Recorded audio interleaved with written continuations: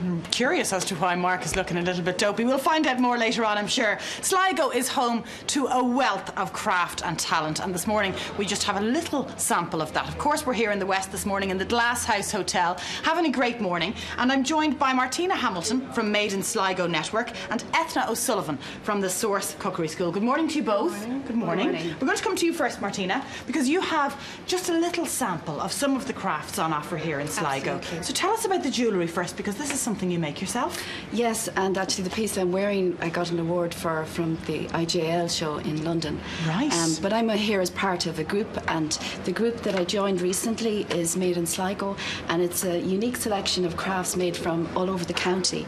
And Made in Sligo, if you look on their website, madeinsligo.ie, you'll find out more about each artisan. Okay. And each studio, you can actually visit it. It's a trail throughout the county, and so it's possible to see things being made, and it's possible in some cases for children to participate. That's a lovely idea, isn't it? It's a lovely way to spend a rainy morning or an afternoon. So talk us through what you have here on the table. I know it is only a little sample, but what about this piece here? This piece is made by Tom Callery, who's one of the award-winning ceramicists, and actually his work is featured in Arnott's as part of a collective. Wow. So that's a great opportunity for Tom and his produce. The other piece here is a raku piece by Rachel, and we have some jewellery by Tiffany Budd. There are three jewellers. This is another jewellery Yes. designer. Yes. Yep.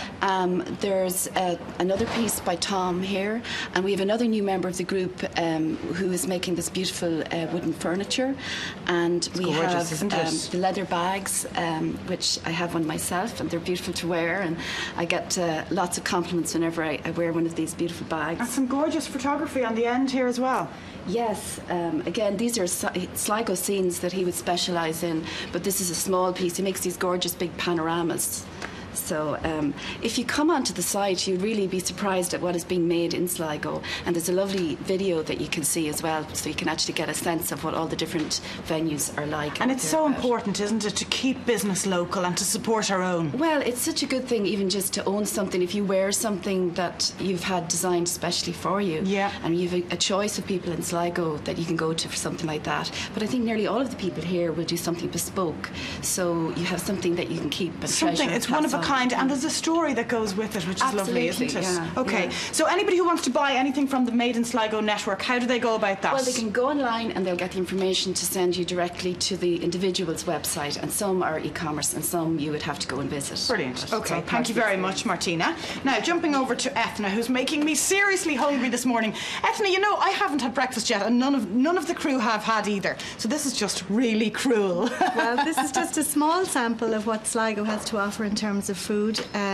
We have a lot of artisan food producers, and we have the wild coast from the Atlantic Ocean. We have wonderful Let's talk about these guys at the front here. Yeah, yeah. The crew are a little bit freaked out by this. There's a bit of movement going on in the basket. Another small sample again. This is a lobster from Mulletmore Sea Farm, a crab and a crayfish, which are highly prized on the French market, but also Sligo is famous for selling a lot of shellfish as well. So many of the restaurants have very good seafood selection, you know, and we have Lissadell mussel and clams over here, and oysters as well, fresh prawns from the Donegal Bay. Wow. And we're very close to the Killybeg seafood auction, so our fish comes, you know, within 12 to 24 hours direct from Killybeg. Okay, so every day. Fresh fish. You know, fresh fish. What about the cakes? They're award-winning cakes, we have, which I'm looking forward to sampling with my cuppa later on. Well, we have a lot of cake suppliers, but Elizabeth Ann is a new